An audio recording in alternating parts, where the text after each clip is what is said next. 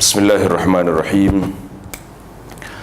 Alhamdulillahi rabbil alamin, wassalatu wassalamu ala rasulil amin, nabiyyina Muhammad wa ala alihi wa sahbihi ajma'in, wa ba'd.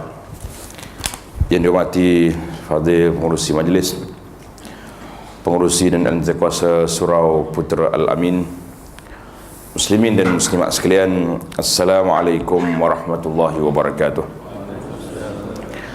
Alhamdulillah, kita panjatkan kesyukuran kepada Allah Azza wa Jalla kerana dengan limpah dan taufik Allah kita dapat meneruskan lagi kehidupan di atas dunia yang sementara ini, di saat kita sedang bersedia untuk memperbanyakkan bekalan kita ke akhirat. Kerana tidak ada manusia yang berjaya, yang selamat, kecuali manusia yang datang bertemu dengan Allah Ta'ala dalam keadaan hati yang sejahtera. Dalam siri Kembara Iman, bagaimana nak menaikkan, menambahkan keimanan kita kepada Allah Azza wa Jalla, InsyaAllah pada kuliah kita pada kali ini saya pilih tuan-tuan boleh buka dalam suratul Hasyri, buka Al-Quran, ayat yang dibaca oleh imam kita pada pagi ini, iaitulah ayat 18 sehingga ke akhir surah. Kita cuba tadabbur secara ringkas surah Al-Hasyri, iaitulah surah yang ke-59, surah 59, bermula daripada ayat 18. A'udzubillahi minasyaitonir rajim. Ya ayyuhalladzina amanu taqullaha wal tanzur nafsum ma qaddamat lighadin wattaqullaha innallaha khabirum bima ta'malun. Jadi ayat ini biasa kita dengar, sehingga ada orang tulis sebuah buku, ditulis Ayatul Maharib, ayat-ayat yang biasa didengari di mihrab-mihrab salat. Mana imam-imam suka baca ayat ini kerana dia ringkas tapi motivasinya sangat kuat. Kerana Allah Ta'ala peringatkan kepada kita, wahai orang yang beriman, bertakwalah kepada Allah dan hendaklah setiap orang memerhatikan apa yang telah dilakukannya untuk hari esok. Jadi kalau kita dah fikir ke hari ni dah selesai, duk fikir yang semalam telah berlalu. Tetapi perginya hari semalam bukan bermakna selesai dah masalah kita, tidak. Kerana semalam yang pergi, tanggungjawab yang kita gunakan dalam perbincangan, dalam amalan yang kita lakukan itu akan dipertanggungjawabkan di hadapan Allah Azza wa Jalla. Kata orang, selesai tanggungjawab di atas dunia, tetapi kita dipertanggungjawabkan di akhirat dengan apa yang kita usahakan. Maka ayat ini kata, dan bertakwalah kepada Allah, sesungguhnya Allah Ta'ala itu khabir, sangat teliti terhadap apa yang kamu kerjakan. Jadi ayat ini kemudian dia mari satu demi satu ayat, sehinggalah Allah Ta'ala sebut dalam ayat yang ke-21, kalaulah Quran ini turun ke atas bukit, nescaya bukit hancur, khasyi'an mutasaddian min khasyatillah. Tetapi bila turun ke atas manusia, ada manusia yang hancur, ada manusia yang luluh hatinya bila baca ayat Quran. Ada orang yang baca Quran tak memberi kesan apa-apa, hatinya lebih keras daripada batu, fahiya asyaddu minal hijarah, lebih keras daripada batu yang pejal, maka itulah hati yang bermasalah. Kemudian ayat yang ke-22, huwallahu allazi la ilaha illa huwa alimul ghaibi wasyahadati huwar rahmanur rahim, sehingga ke akhirnya. Jadi ayat ini disebut dengan nama Asmaullahi Al-Husna, nama-nama Allah Ta'ala yang maha indah, yang maha cantik, dan nama-nama Allah Ta'ala yang cukup untuk mengajar kita mengenali Allah Azza wa Jalla melalui nama yang tersebut.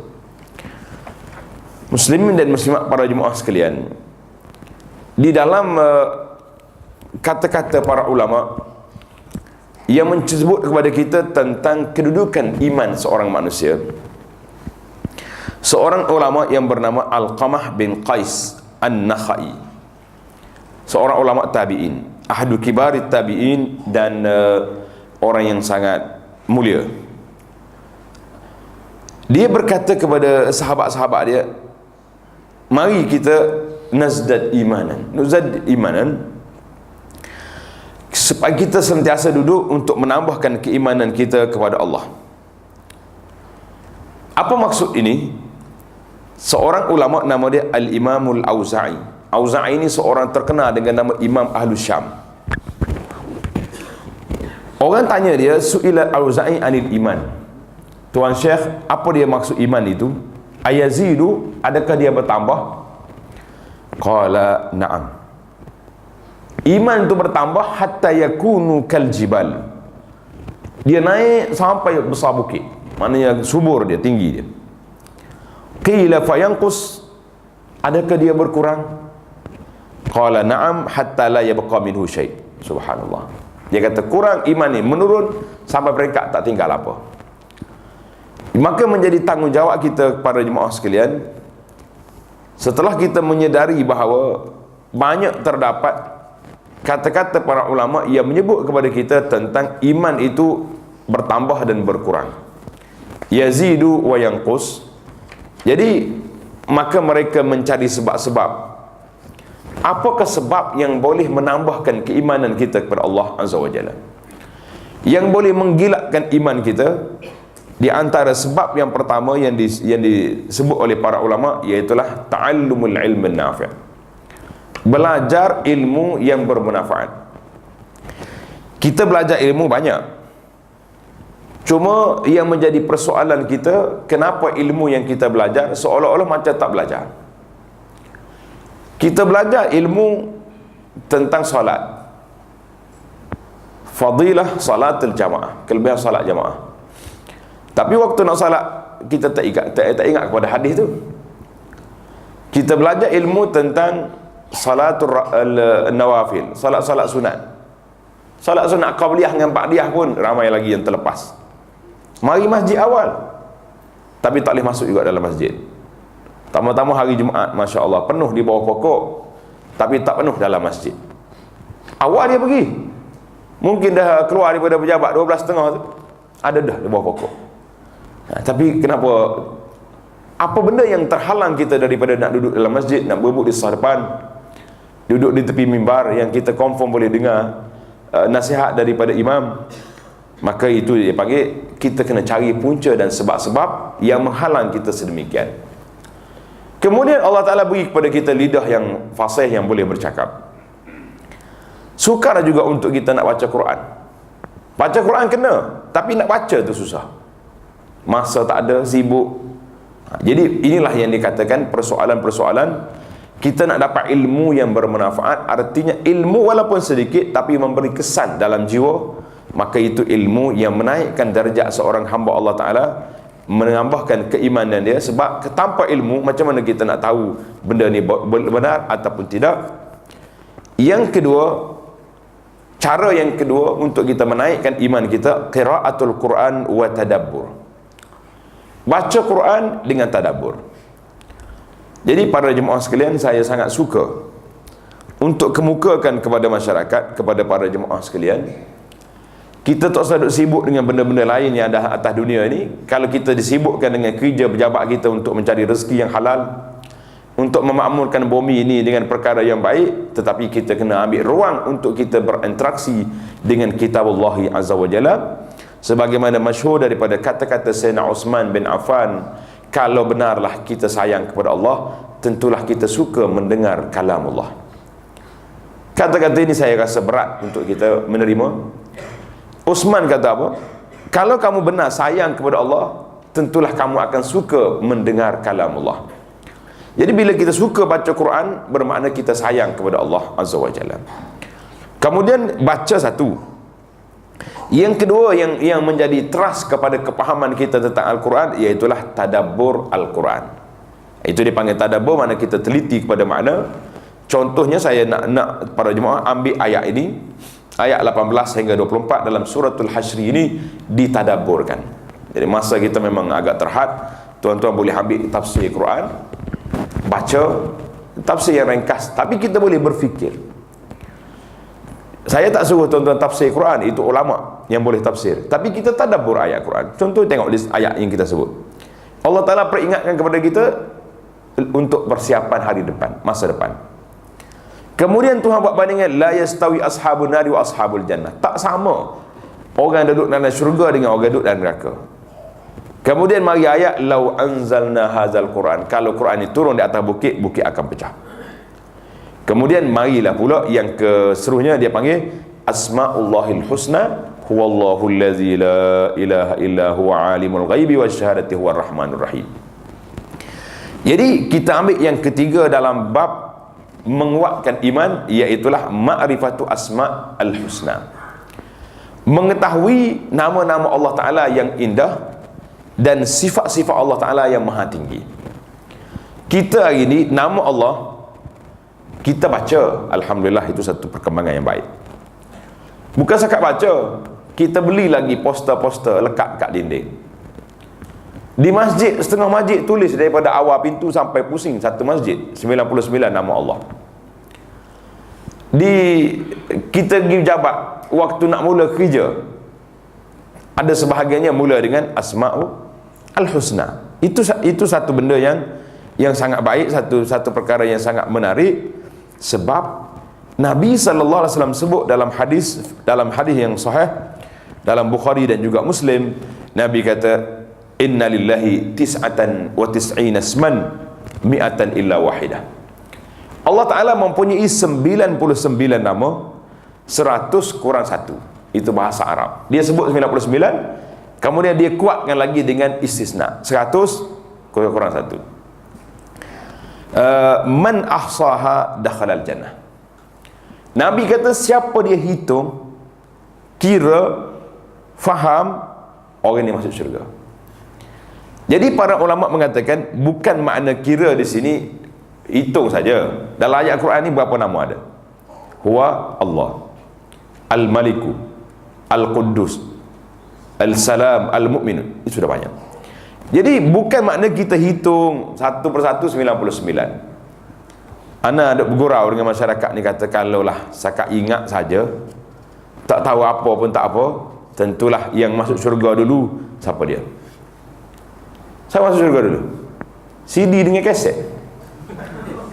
Sebab dua ni ingat selalu. Nah, masuk dalam kereta panah berasak tengah hari, masuk dia CD Asma'ul Husna, bunyi wallahu allazi la ilaha illahu. Dan tetapi yang kita nak di sini iaitulah makna dia. Makna yang ada di sini, makna yang sebagaimana yang disebut oleh para ulama azza wa jalla. Kata al-Imam Abu Umar At-Talmanki rahimahullah taala, dia kata min tamamil ma'rifati bi asma'illahi husna, di antara kesempurnaan, tuan-tuan boleh tanda ini, kemudian carilah mana-mana ustaz yang boleh baca kitab Asma'ul Husna ini di tempat kita ini atau di mana-mana tempat, dan mengetahui sifat-sifat Allah Ta'ala yang menjadi kewajipan pada kita berdoa dengannya dan menghafalnya, iaitu sebagaimana yang kata Nabi SAW itu, iaitu al-ma'rifatu bil asma' was sifat, mengetahui nama-nama Allah Ta'ala. Jadi nama Allah Ta'ala tu ada 99 dalam hadis ini. Kalau nak kira nama dia banyak lagi, cuma yang disebut 99. Mana dalil kata lebih daripada itu? Dalilnya ketika Nabi kita berdoa. Ketika Nabi kita berdoa, Nabi kata fi masta'sartarihi fi ilmil ghaibi, Allahumma inni as'aluka bi asma'ikal husna wa sifatikal ula wa bi kulli ismin huwa sammaita bihi nafsak. Aku minta ya Allah dengan namamu yang indah, sifatmu yang maha tinggi, dan semua nama yang engkau namakan dirimu sendiri. Jadi kita tak boleh nak namakan Allah Ta'ala pandai-pandai kita ya, pergi reka dengan JPM lah. Nama Allah Ta'ala yang beri nama, dan juga Nabi SAW menamakan Allah Ta'ala. Kemudian Nabi kata wa mimma sta'sarta bi fi ilmil ghaibi indak, dengan nama-nama yang engkau simpan hanya engkau yang tahu.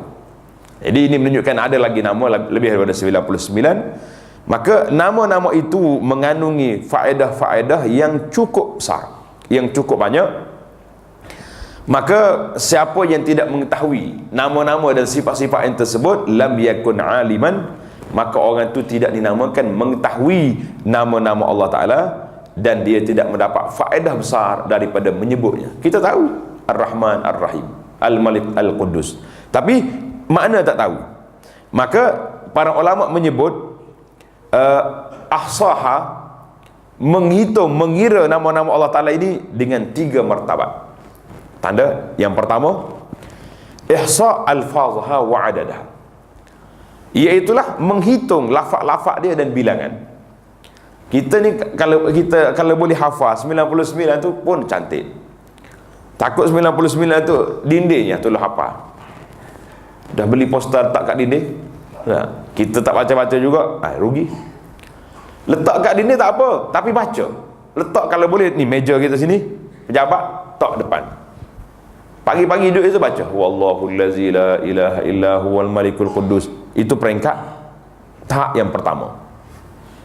Martabat yang kedua, fahm ma'aniha, memahami makna-makna tersebut, wa madlulatiha, dan isi kandungan dia. Kalau kita kata al-malik, Allah Ta'ala ni pemerintah, raja, apa maksud di sini? Kemudian setiap makna itu sesuai dengan keadaan. Itu martabat yang ketiga, dia panggil doa. Kita berdoa dengan nama-nama Allah Ta'ala. Contohnya bila kita nak minta benda-benda, Allah marzuqni rizqan halala, ya Allah berilah kepada aku rezeki yang baik. Jadi akhir doa kita yang sesuai, kita kata apa? Innaka al-razzaq, engkaulah yang maha pemberi rezeki. Innaka ya rahman, engkaulah yang maha pengasih. Ya rahim, maha penyayang. Sesuai dengan dia. Tapi kalau kita ni dizalimi oleh orang, contohnya Yahudi mengganas di Palestin, ataupun puak-puak Bashar duduk mengganas di Syam, kita doa, ya Allah berikanlah pertolongan kepada saudara-saudara kita orang Islam di Syam, di Iraq, di Palestin.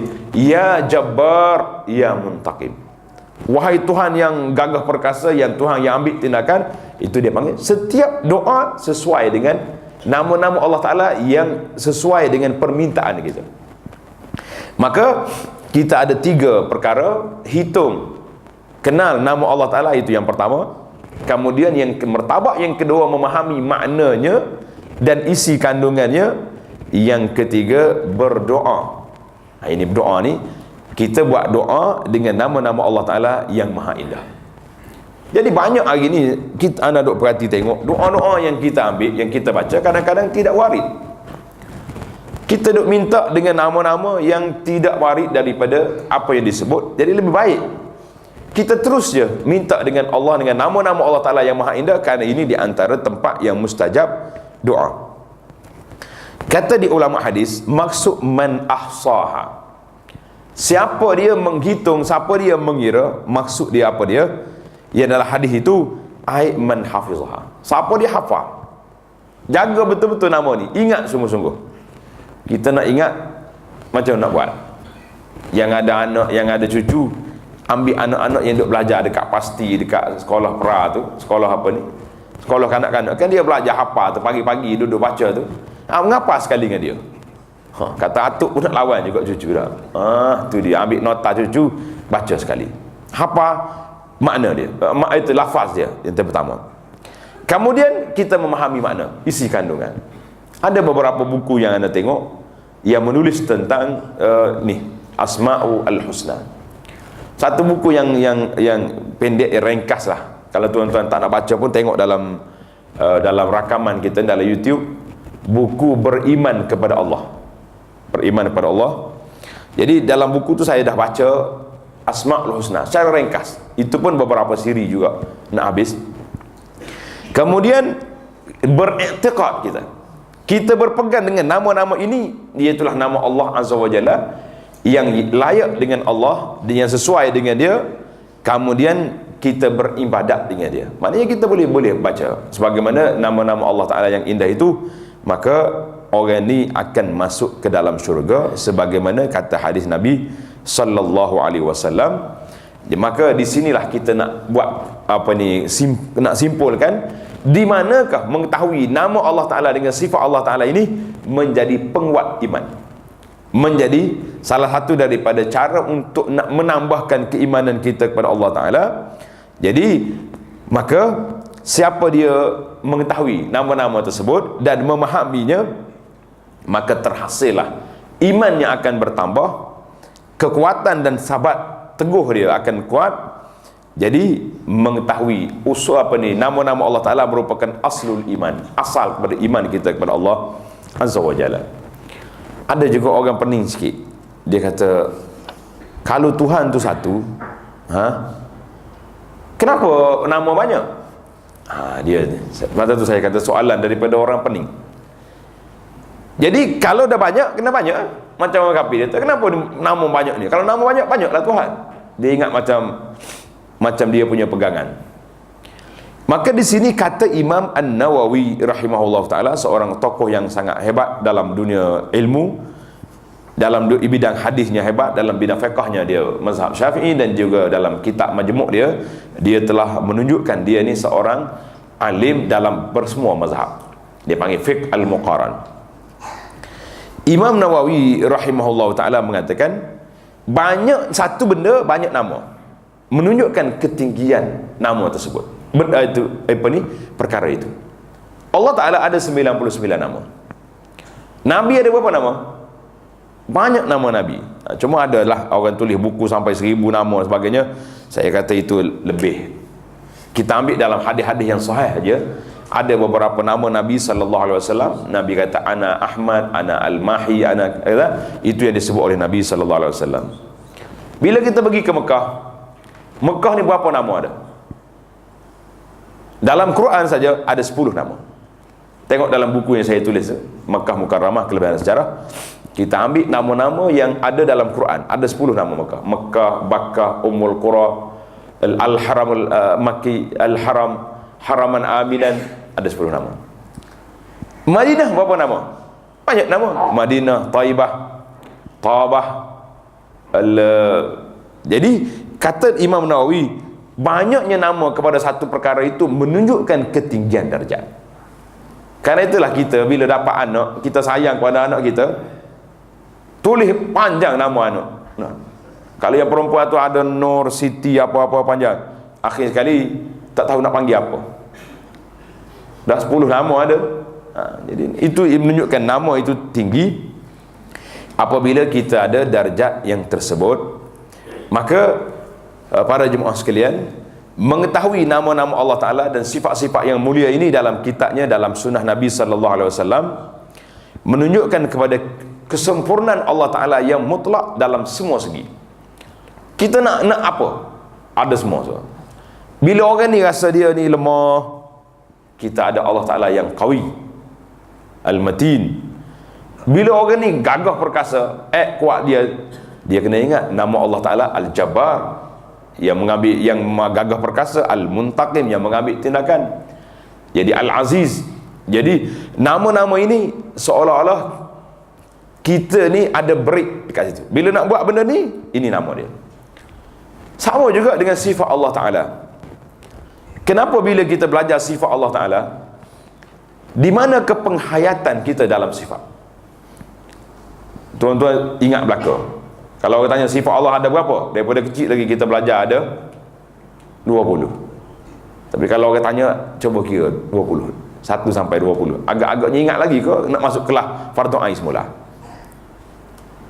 Duk mikir dah. Saya bukan tak ingat ustaz, lupa ya. Dia jawab selalu dah terlupa ya, bukan tak ingat. Tapi dah terlupa dengan tak ingat sama ya tu. Jadi mana bila kita belajar nama, hari ini sebagaimana tuan-tuan duduk tengoklah, nama Allah Ta'ala tidak menjadi penghayatan, menjadi perdebatan. Itu masalah. Sifat Allah Ta'ala menjadi perdebatan, kita tidak menjadi penghayatan. Kalau sifat Allah Ta'ala ini dihayati, Allah Ta'ala maha mendengar, Sami'. Allah Ta'ala Al-Basir, yang melihat, memandang. Allah Ta'ala Alim, mengetahui. Cukup dah 3-4 sifat ni memadai dah untuk kita menjadi manusia yang baik. Cukup tak cukup? Cukup. Ni waktu kita nak mengumpat orang, kita tanya, ada orang belah? Ada, kita dua ya. Terus popek kata dah. Kenapa kita terlupa masa tu Allah Ta'ala sami', Allah Ta'ala mendengar. Laqad sami' Allahu qawlan allati tujadiluka fi zawjiha wa tashtaki ila Allah. Kenapa? Waktu kita nak buat apa-apa, contohnya ada orang nak bagi sumbangan, dia tak kata bagi rasuah, tak. Dia pun takut juga SPRM, dia bagi sumbangan. Kita nak bagi sumbangan, bos tak ada tak? Tak ada. Masuk ke bawah meja. Kenapa kita tak tengok masa tu Allah Ta'ala basir, Allah Ta'ala melihat? Jadi masalah hari ini bukan masalah tak tahu, masalah penghayatan. Menghayati nama-nama Allah Ta'ala yang indah ini, menghayati sifat Allah Ta'ala yang maha mulia, akan menaikkan manusia itu darjat beriman sangat tinggi kepada Allah Azza wa Jalla. Pasal itu saya kata dalam masalah sifat-sifat Allah Ta'ala tak perlu menjadi perdebatan, perbalahan. Yang jadi bagaimana kita nak menghayati, nak pasak dalam jiwa kita, dalam anak-anak kita supaya takut kepada Allah Azza wa Jalla. Dia panggil khasyah, takut. Dia tuan-tuan tak usah duduk fikir banyak. Kadang-kadang kita duduk memikir dalam benda yang di luar kotak pemikiran. Allah Ta'ala ni laisa kamitsli syai', tak sama dengan orang, dengan makhluk. Tapi kita duduk mikir macam makhluk. Itu yang jadi rusak. Kita yakin tak yakin Allah Ta'ala maha mendengar? Semua yakin belakang. Daripada kecil lagi hafal kaunuhu sami'an. Allah Ta'ala dengar berapa bilion, berapa juta semasa makhluk ni bercakap. Berapa juta? Sekarang ni bilangan manusia atas dunia berapa? Tak ingat dah. Dia ingat Malaysia Malaysia pun 28 juta dah. Berapa? 6 bilion. Malaysia saja berapa? 20? 28? 30 dah. Raja orang Malaysia ni. Dah, baru ni 28 ni 30 dah. Naik. Baik. Dah kalau kita kata 6 bilion. Yang bercakap serentak ada tak 1 bilion? Semua yang bercakap Allah Ta'ala tahu tak tahu? Dengar ke tak dengar? Itulah Allah. Kalau kita nak kata macam mana Tuhan dengar? Itu salah. Bila tanya macam mana? Salah. Kerana itulah dalam masalah sifat Allah SWT yang Tuhan sebut dalam Quran, kita belajar, kita menghayati, jangan duduk menjadi masalah. Sebab Allah Ta'ala laisa kamitslihi syai'. Bila orang tanya Ibnu Abbas, ada riwayat kata tanya Sayyidina Ali, bila manusia ni berkumpul satu tempat di mahsyar, sayuhasibuhum, Allah Ta'ala akan hisap kita semua sekali. Hisap dalam satu masa. Orang tanya sahabat ni, kaifa yuhasibuhum, macam mana Tuhan nak kira serentak bilion orang masa tu? Sekarang ni 6 bilion. Bila kumpul akhir kiamat, semua keluar. Berapa banyak lagi ganda daripada zaman Adam sampai ke zaman akhir kiamat. Jawab di sahabat ni, dia kata kama yarzuquhum. Mudah pelik apa kan? Sekarang ni serentak orang makan banyak mana? Serentak orang makan. Kita duduk sini, orang duduk makan dah kat kedai. Sebagaimana Allah Ta'ala nak hisap kamu, begitulah apabila Allah Ta'ala memberi rezeki kepada kita. Jadi pelik apa kita dengan Allah Azza wa Jalla. Jadi para jemaah sekalian, kerana itulah sifat Allah Ta'ala, nama Allah Ta'ala dipelajari dan dihayati. Jangan kita buat dia sebagai satu perkara yang menjadi polemik yang tak habis-habis, tapi sampai peringkat penghayatan kita tidak ada. Jadi beberapa faedah yang kita ringkaskan dalam perbincangan kita ini. Faedah yang pertama, mengetahui nama Allah Ta'ala dan sifat-sifat Allah Ta'ala asyraful ulum, ilmu yang paling mulia, yang paling tinggi darjatnya. Sebab apa? Sebab dia berkait dengan Allah. Kata di para ulama, mulianya satu ilmu, mulianya satu majlis apabila kita bincang dengan perkara yang mulia. Jadi kita bincang tentang Allah, tentang Rasul, tentang Al-Quran, tentang agama, itu dia panggil majlis yang mulia. Yang kedua, ma'rifatullahi ta'ala, mengetahui nama-nama Allah, mengenali Allah Azza wa Jalla itu membawa kita kepada mahabbah, cinta kepada Allah Ta'ala, khasyah, takut dan gerun kepada Allah Azza wa Jalla, serta raja, mengharapkan pahala, dan ikhlas beramal kerana Allah. Bila kita tahu semua yang kita buat ni Allah Ta'ala tahu, perlukah lagi kita suruh manusia tahu? Itu masalah. Yang saya bimbang hari ini, fitnah zaman moden hari ini.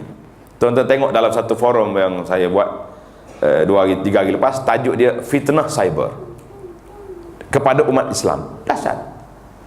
Dulu kalau orang ibadat, tak ada tunjuk-tunjuk dia ibadat ni, ibadat kerana Allah Ta'ala. Sekarang ni dia tengah berdoa, sebelah tangan doa, sebelah selfie depan Kaabah kan. Lepas tu post, oh ni depan Kaabah ni doa. Kamu nak cerita dengan siapa? Mu minta doa dengan siapa? Dengan Allah. Apa yang perlu nak beritahu kepada makhluk? Itu masalah kita. Memang masalah, saya tak tahu lah. Masalah ni masalah apa ni, kita sendiri bermasalah ataupun termasuk dalam masalah mental umat Islam hari ni, yang terlalu kegilaan kita nak tunjuk segala benda kepada orang, maka itu dia ada masalah. Jadi bila kita kenal Allah Ta'ala, Allah Ta'ala dah tahu. Allah Ta'ala sudah apa ni, sudah mengetahui apa yang kita buat. Jadi ikhlas tu akan naik darjat. Tak payah orang tahu, Tuhan dah tahu semua. Tak payah orang tahu, Tuhan tahu. Pada tu saya tengok berbeza-beza orang. Ada sebahagian tu terpaksa memberitahu. Contohnya syarikat ni dia bagi sumbangan. Jadi oleh takut orang kata syarikat dia bakhil lah, duk perah duit saja tak bagi, mungkin dia perlu untuk dia memaklumkan, tapi bukan nak bangga-banggakan. Yang ketiga, mengetahui Allah Ta'ala mencipta, Al-Khaliq, pencipta manusia, pencipta makhluk ini, liya'rifuhu wa ya'budu, untuk kita kenal dan kita sembah Allah. Kita biar jelas, kita sembah Allah Azza wa Jalla. Allah mana? Kerana itu bila timbul isu berebut nak tulis kalimah Allah, orang bukan Islam menuntut dia nak tulis juga ALLAH, nak kalimah. Kita tanya dia, Allah mana yang kamu nak tu? Kalau dia kata Allah yang ada anak, yang ada isteri, ada Aisyah, yang ada Maryam, kita kata itu bukan Allah, itu Tuhan kamu. Tapi buat apa nak tulis Allahnya? Allah ni yang kita baca dalam ayat kita ni, huwallahu allazi la ilaha illahu, itu Allah. Berebut nak tulisan. Sebab tu saya ulas ketika itu, saya mengatakan mereka berebut, bukan berebut Tuhan, berebut tulisan. Berebut tulisan. Allah Ta'ala dia tak, kalau dia iktiraf Allah Ta'ala, dia kena beriman. Pasal tu kita kata, kamu nak tulis Allah boleh, tapi dengan syarat kamu beriman dengan Allah. Mana Allah? Qul huwallahu ahad, Allahus samad, lam yalid wa lam yulad. Mana Isa anak dia nya? Isa sendiri mengatakan, inni abdullah ataniyal kitab, aku ni hamba Allah Ta'ala. Tapi dia salah dengar. Orangnya otak nak marah sangat kepada orang, bila dia dengar ayat orang pun salah. Isa kata inni abdullah, aku ni hamba Allah.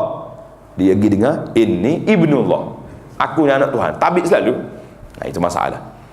Jadi mengetahui Allah Ta'ala untuk kita mengetahui dia, mengenali dan kita sembah Allah Ta'ala.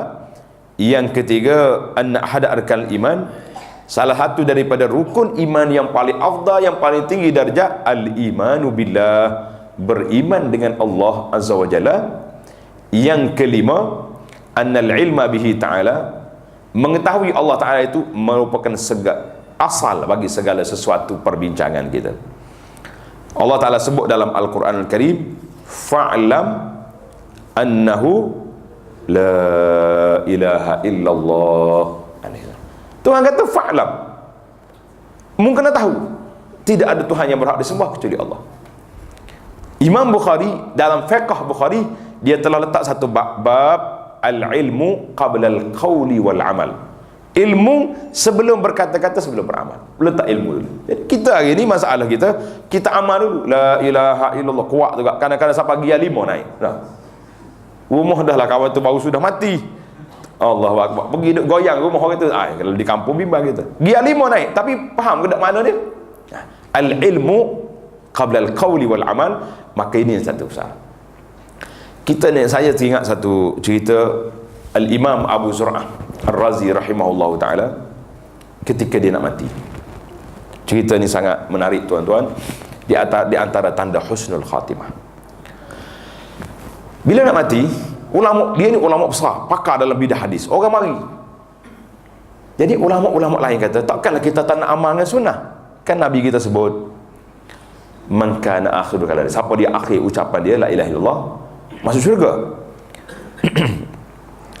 Dalam hadis lain kata, laqinu mautakum la ilaha illallah, ajar orang nak mati kita tu la ilaha illallah. Takkan kita nak ajar tak syekh besar ni? Syekh Kabir dia nak ajar macam mana? Jadi jawab di ulama-ulama lain, tak usah ajar, kita main cara cerdik, cara intelek, kita kata. Dia ada orang duduk dekat dia 2-3 orang, baca sanad hadis.